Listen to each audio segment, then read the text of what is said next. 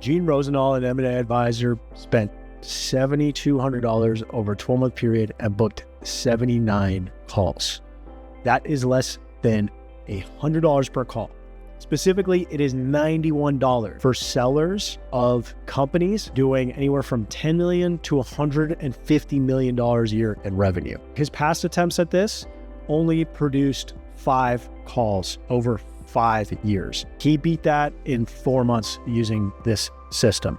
Now, in this video, I'm going to be breaking down exactly how that system worked, why the others failed, and how you can actually integrate this and create a pipeline. I'm going to be giving you away all the secrets, probably more than I should, but my hope is that you subscribe to this channel and you share this. And if you're an M&A advisor or business broker, integrating everything that you're talking about in this video will fundamentally change your business forever. You might not ever see me again. So go ahead and like and subscribe the video so that way you can stay up to date with any of the latest innovations that we are kicking off here at QS. That said, let's dive into the video. Here's the backstory. The numbers only mean something when you understand the situation before. Point one, he only spent $1,200 on an email list and cold calendar invites, which outperformed 5 years of throwing mud at the wall and seeing what sticks.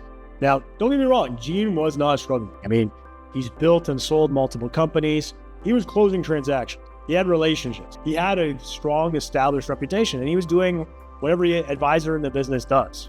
That led to waiting for the phone to ring.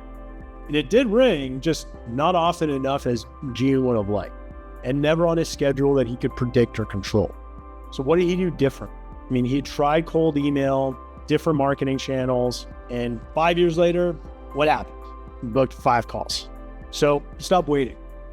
And he integrated the system that I'm going to be breaking down for you today using cold calendar invites, drafting the copy of that, and I'm going to share with you the exact copy and everything, and then repeating that tens of thousands of times to a live webinar. And the result was 79 sales calls in 12 months that led to $3 million in projected commissions. So now Gene is obviously an M&A advisor. If you're a business broker or you help companies, an investment banker, you help companies buy and sell other organizations, this is for you. So, and this is exactly what Gene had done. I mean, he was an M&A advisor, finding and sourcing qualified sellers, fitting the ideal client profile. So US private companies between 25 and 150 million in revenue.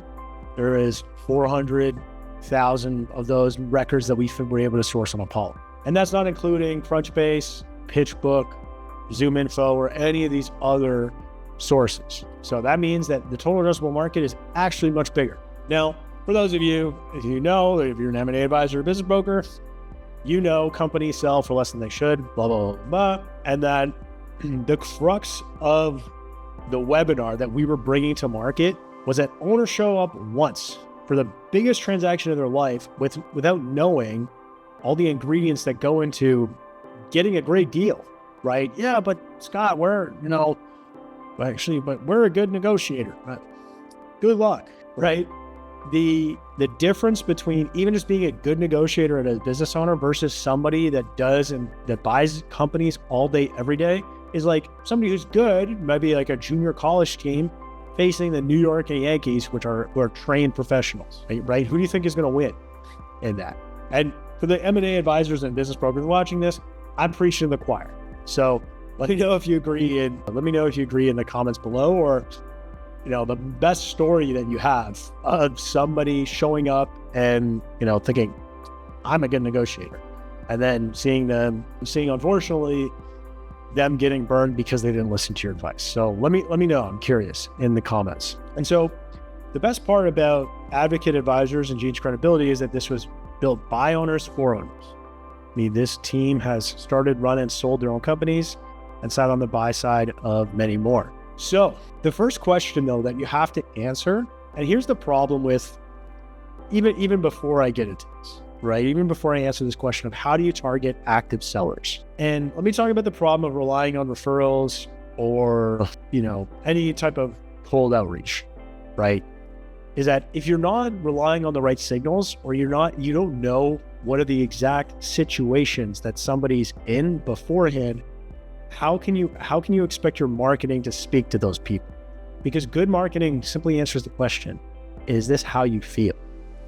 So now, if you're just relying on referrals though, then your pipeline can't scale and you're on this up and down roller coaster where some months might be good, other months, you might have to wait a few months before you get a qualified lead that comes in through your business. And especially because you're talking to owners of $10 to $150 million a year companies, like those just don't come around very often. So how do you target those active sellers in a systemized way, right? How do you find those people? Well, there's really a few factors. There's external pressure that forces a sale, right? We're scared about what AI is going to do to our business. Or there's personal timing that makes them ready to exit, right? They're diagnosed with, a life-altering illness that affects their ability to work. And unfortunately, it happens. Or a divorce. Or, sneaky, a buyer approaches them directly inbound saying that they want to buy, but they're just looking to lowball them. And so these are the types of situations that your market is going to be in. And so your promotion and your marketing needs to speak to people in those exact situations. So now, how is it that you can get these people? So now we know how to target them, we know the situation of these folks that they're in. How do we have these 400,000 contacts so we can reach them, but then how do we actually get the people out of those 400,000 if we're actively selling right now?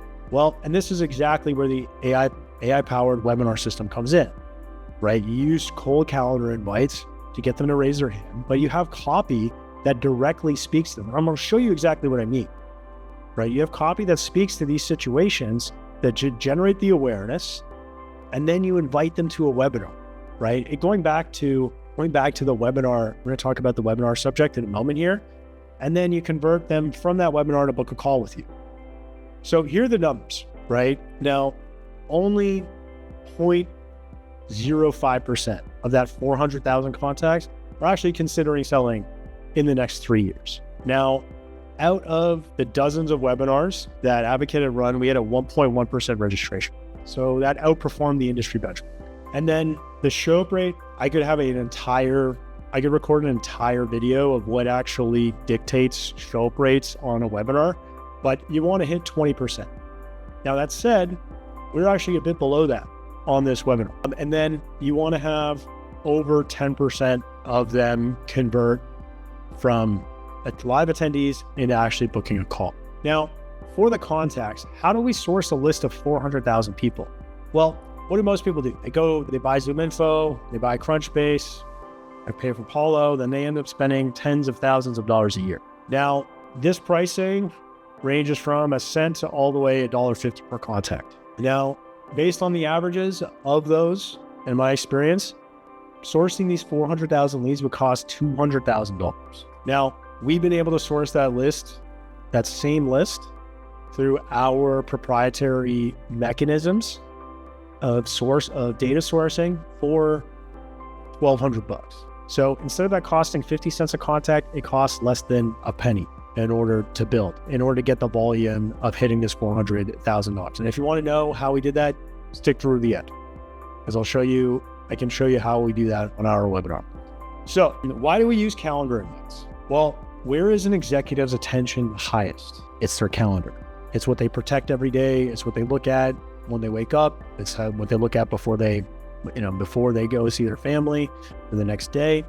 But you can't just send like a call booking, like a random calendar invite call booking. That would be like way too aggressive, right? But if you send them content that's genuinely valuable through a formal webinar that gives them the ability to opt out, then it's an invitation, right? It's literally a calendar invite. And it's short, direct, especially more important because we're talking to mid-market CEOs, and then leading with proof and credibility early. So what type of copy actually converts this type of executive? Number one, it's like no nonsense, right? We didn't have anything that read as like marketing speak. They're owners who have run companies for decades are allergic to be talked down to. They want direct, peer-to-peer type of language. And then we focus on regret, right? This is a once in a lifetime transaction with no do-over. right? I mean, we had initially started off with thinking about how do we, selling a smooth company transition, but we decided instead to focus on regret, because regret is just so much more of a powerful emotion. And then we also, we before talking to Gene, we talked about in the promotional copy, like 2xing their company value, right? So, and the problem with this is that some sellers are sophisticated. You might be able to add 25 to 30% in their company value, but then in other industries, it might be more than 2x. So we had to walk a fine line between what's realistic for most industries, and then what's also, how do we pass the BS detector? Because these are smart, sophisticated operators. And so we had used as much as double in the credibility. And then the other piece too that we had to be mindful of is that we're also posting this on LinkedIn, right? We're also promoting this on LinkedIn where they have dealt with buyers, etc.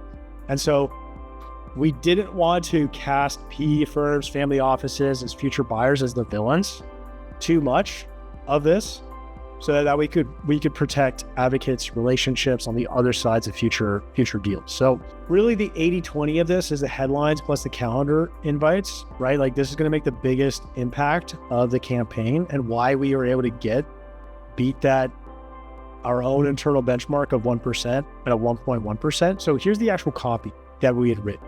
So step one, like this is what's actually going in the calendar. So let me show you what I mean. So send them an invite. This is what it looks like. They click on it. They say yes, maybe, no, boom. Once they're registered, great. That kicks off a whole other automation and sequence, which I'm going to get to in a moment. But here's the copy. So if you're thinking about selling within the next few years, be sure you get the most of your life's work and you don't leave money on the table. As an award-winning M&A advisor for a Fortune 500 executive and serial entrepreneur, I see the M&A process from all relevant angles. See, proof early. Trust me when I say M&A, the world of M&A is not a level playing field. The buyer's side of the table is full of M&A professionals that only do this for a living, and they know you don't. Don't allow yourself to be at a disadvantage, right? We're playing on some ego strings, and without the right experience, mindset, and strategies, sellers risk incorrectly positioning themselves to buyers, leading to disappointingly low or even no offers, becoming overwhelmed with the demands of the M&A process, learning how much they don't know when it's too late, leaving millions on the table. That's where this webinar comes in. No-nonsense strategies to understand what creates values in the buyer's eyes and what to focus on your time for the best possible outcome, right? And the title for this was Top 10 Factors That for you to maximize the value of your exit. So as you can see here, it's short and to the point, but it leads with value, proof, credibility, and it also hits the right tone. So what happens when they register? Now, this is a sequence that we've tested across thousands of different webinars that consistently leads to high show-up rates. Now, there are other things than just this sequence that lead into high webinar show-up rates. But the first thing is registers for the webinar, send an email instantly for the confirmation, and then also having them add it to their calendar again. Then it waits until 3 days before. Sends an email, why this is worth your time to show up. And then it sends an hour before.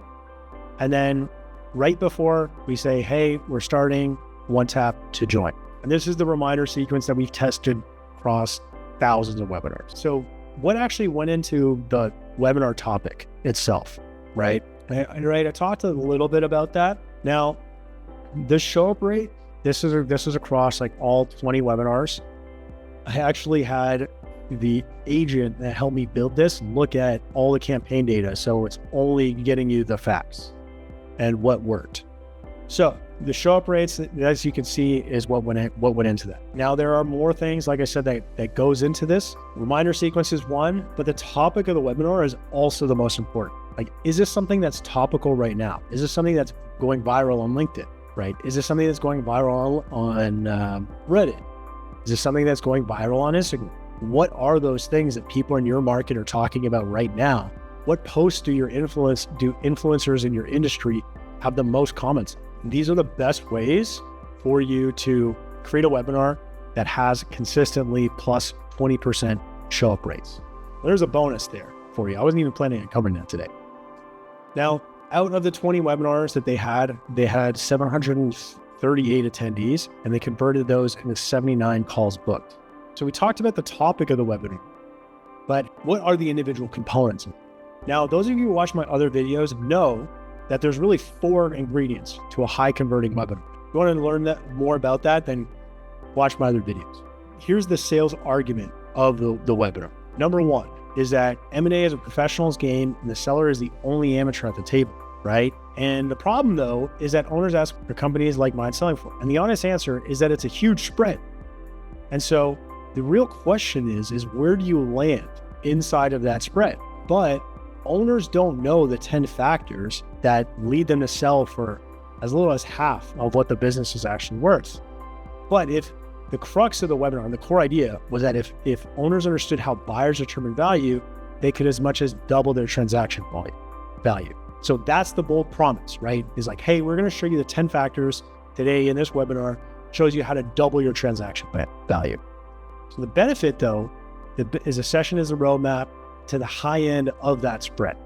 So boom, we're going to break into 10 solutions. So we talked about this, right? We showed different industries, different ranges at the beginning, and it had this gradient of what they could expect to sell for. So as like I said, you guys said, just kidding. Reveal the top 10 attributes that buyers evaluate when deciding whether to buy and what to pay, etc. Now, here's how we use polls inside the webinar. Now, polls are great for a few reasons. Number 1, the big mistake that people make when presenting webinars is that they just present it as like a lecture. They're just fucking talking at the audience the whole time. And I don't know if you've ever been on a call like that where the person is just talking the whole time. It's not a pleasant experience. So poll number 1, what are you planning to sell? Next 12 months, 12 to 24 months, 2 to 3 years, or more than 3 years? Now, the power of that is that it does 2 things. Polls 1 answers its market research on when the audience actually plans to sell, and then also lets the hottest leads self-identify. Those who are selling now, right? Those who are selling in the next 12 months get a very different follow-up than those who are like more than 3 years out. But the more important thing is that even with those folks that are 2 to 3 years out, now that lets advocate build a pipeline of leads. Build a pipeline of leads. Who do you need to stay in front of? Who do you need to nurture? Who do you need to follow up with? And then the second poll is yes or no. Do you see value in action plan apply to your own situation? Now, this isn't just like a public thing. It's like a simple click. The benefit of that is that it gives the audience privacy, which this audience cares about. It also lets advocate know, hey, who here is hot? And then advocate had given an offer twice inside the webinar and say, hey, most of these factors are subjective and specific to your business. So let's assess where a company stands and across and how a buyer would see it and tell you exactly what moves you from the low end of that range towards the high end of the range and put together a plan with you so that you can up to double your exit value. Was exactly how we had framed that call to action and why they were able to book over 10%. So I'm not going to get into the 10 factors of the webinar here today. Like this is just like way too much. But the powerful part of this for you to take away is that the last note of that we hit is like, hey, the most important factor, right? And we tied the most important factor into that CTA that I just described. So in order to assess where a company stands and how a buyer would see it is you need to know exactly what goes into the process of a company sale, right? So here is that process. Here's what this looks like.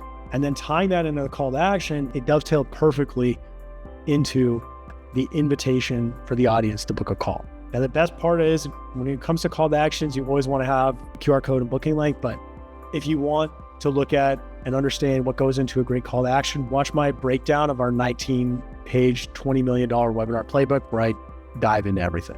So, and if you want to watch Gene's interview as well, I'm going to put that on that side here. So for those of you that want to learn more about that. Now, if you want to see a breakdown of how we took all of this system and run it with AI agents, then go ahead and click the link below to register for our webinar. And for those of you who want to watch the breakdown of the 19-page, $20 million webinar playbook, then go ahead, click here. Don't forget to subscribe Like this video if you found it valuable, and I'll see you all in the next one.